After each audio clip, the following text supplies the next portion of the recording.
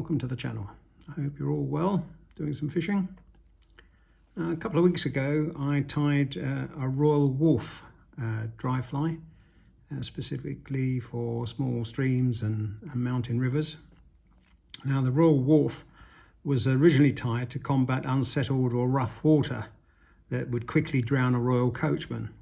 So today I'm going to tie a modern version of the Royal Coachman, parachute style, a style that would probably have been scoffed upon in the 19th century when the Royal Coachman was first tied. Now the origins of the Royal Coachman dry fly are one of the most contested and are related as I understand it. It was tied as a derivative of the Coachman wet fly, which had a body of peacock herl, two white wings swept back and a small red game beard hackle. It was intended to be fished during the failing light of the day or at night, and the white wings on the wet fly were assumed, rightly or wrongly, to be more visible to the trout. The dry became a derivative of the wet fly, and history tells us that an English fly fisher and fly tyer called Tom Bosworth first tied the flies. Tom was actually a coachman, and added to this, he was a coachman for the British royal family, hence the name of the dry fly version. Tom obviously changed the way that the fly was tied, and so he changed the name to distinguish it between the wet and dry fly tyings. Both flies were tied in 1830. Some say that the first time that a Royal Coachman dry fly as we know it today, and tied as a derivative of Tom's Royal Coachman, was in 1878, some 48 years later, by a New York professional fly dresser, as he was described, called John Haley. The red floss centre was apparently added to protect the fly from the ravages of the trout's teeth on the peacock herl body. It was also likely that the fly had a red butt below the tail fibres, which were from a woodcock feather. There was some doubt as to what name should be given to this new fly, and it is said that one of the Orvis brothers came up with the name Royal Coachman. It's likely that Tom Bosworth tied the first Royal Coachman dry fly, which poses the never-ending question, by adding different elements to the tying, does it change the name of the fly? Or as a derivative version, does it retain the name of the original? I'm sure that respective beliefs will be equally as strong on both sides of the Atlantic. But let's get into the tying of this Royal Coachman parachute style. And this is what it's going to look like at the end. So I'll just take this one out of the vise. And I'm going to put in a size 16 dry fly hook, like so. And I'll be tying with 12/0 black thread. So I'm going to start this just behind the eye, wind on and trim up the excess thread. Now the tail feather is going to be a golden pheasant, which comes from the neck, and it looks something like this. Now when you're tying the tail feather in, I like to tie it so that the black band, the lower black band, is just at the end of the hook shank. So when you're tying it in, depending upon the size hook that you're using, will depend upon the size of the feather.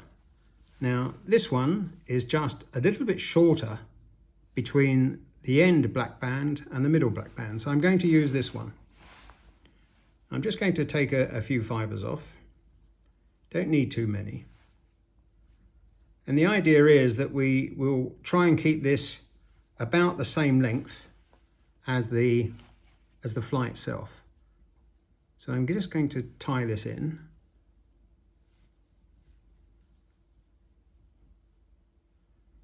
Down to the rear of the shank, and as you can see, here is the lower banding of the feather, and I'm going to trim up the excess.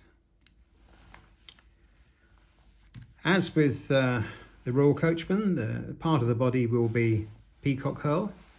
I'm going to just take a piece of herl off. I'm going to trim up the butt piece and just run my finger through it till I get to that weak point, and I'm going to tie it in.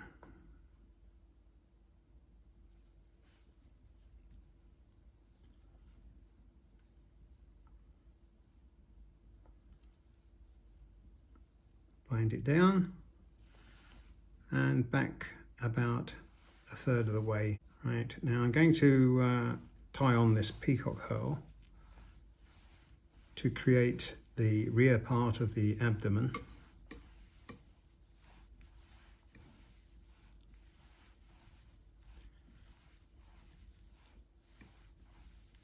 Like so, and I'm just going to tie it off.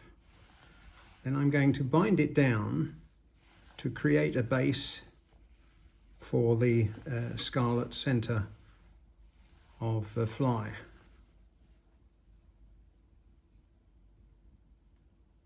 Like so. Now for the scarlet center, I'm going to use a floss, and it's a scarlet floss, and it's number 4 from the Glow Bright range. So I'm just going to tie this in.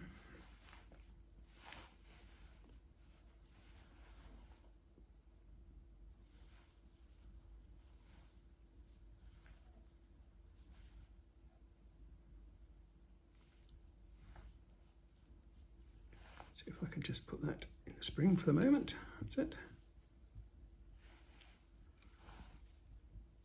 Back out of the spring. Right, and now I'm going to wind on the floss to create the midriff.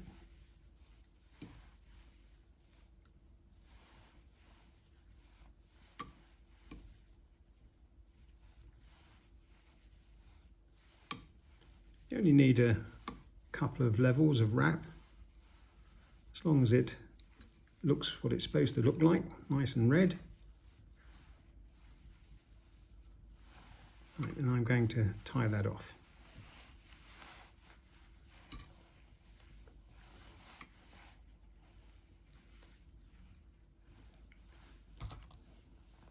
Trim up the floss. And I'm going to pass the thread underneath the peacock herl and wind on the front part of the abdomen.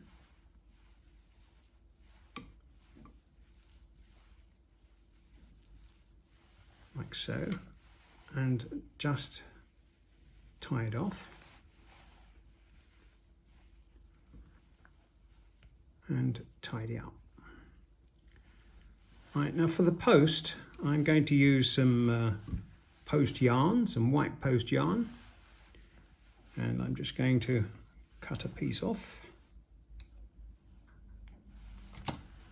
Now that's going to be a bit too thick for what I want, so I'm just going to break down the fibres and create the sort of length and thickness that I'm hoping for.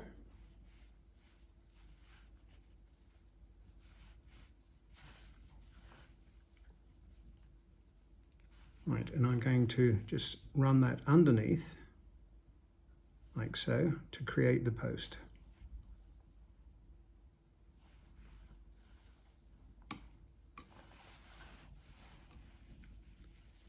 And I'm going to put a couple of wraps around the base, just to secure it.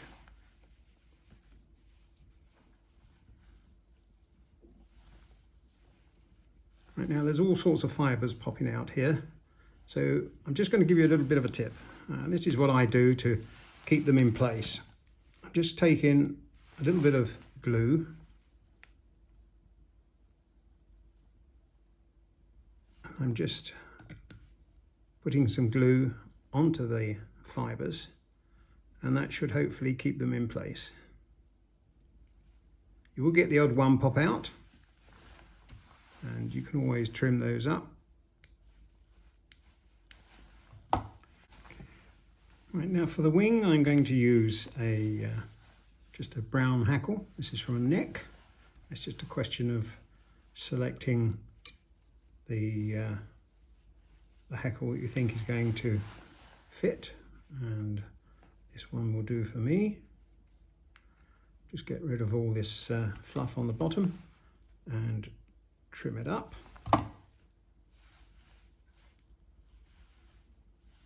And tie it in.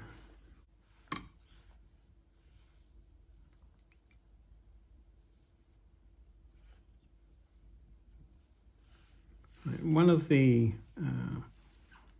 most important parts of tying the post is that you have a sturdy base. So I'm just going to tie in part of the hackle stem going up the post, and this will give you a sturdy base for tying the wing on.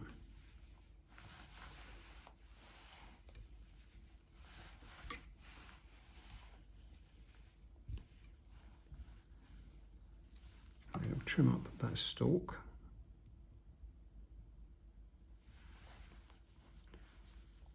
Without cutting the thread. Right, now before I wind that on, I'm going to finish off winding the peacock herl around the thorax area at the base of the post.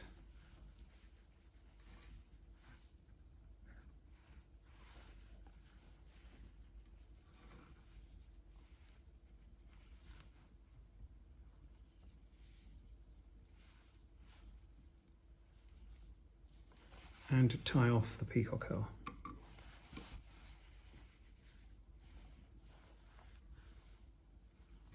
And trim it up.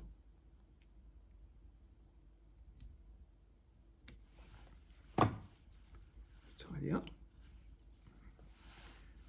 Right, now to wind on the hackle, I'm going to use hackle pliers, of course. And hold onto the post and just start a little way up the base and work your way down.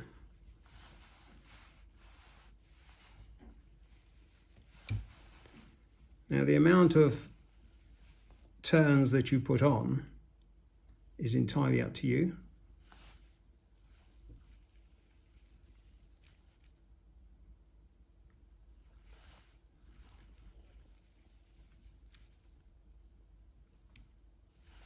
I think that's enough for me. So I'm going to cross over my tying thread, pull back the hackles. Don't worry about the odd one that is sticking out underneath, and tie it down. Trim off the hackle. I'm going to tie off the fly using a half hitch tool.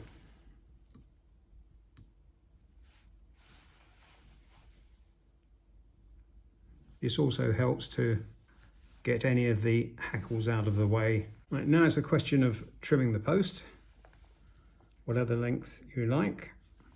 Just going to pull that apart just a little, make sure it's down on the hackle.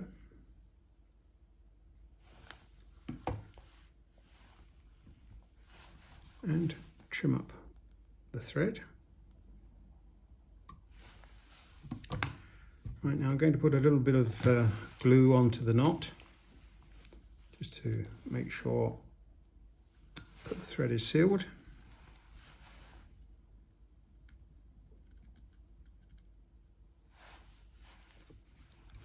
Make sure the eye is clear.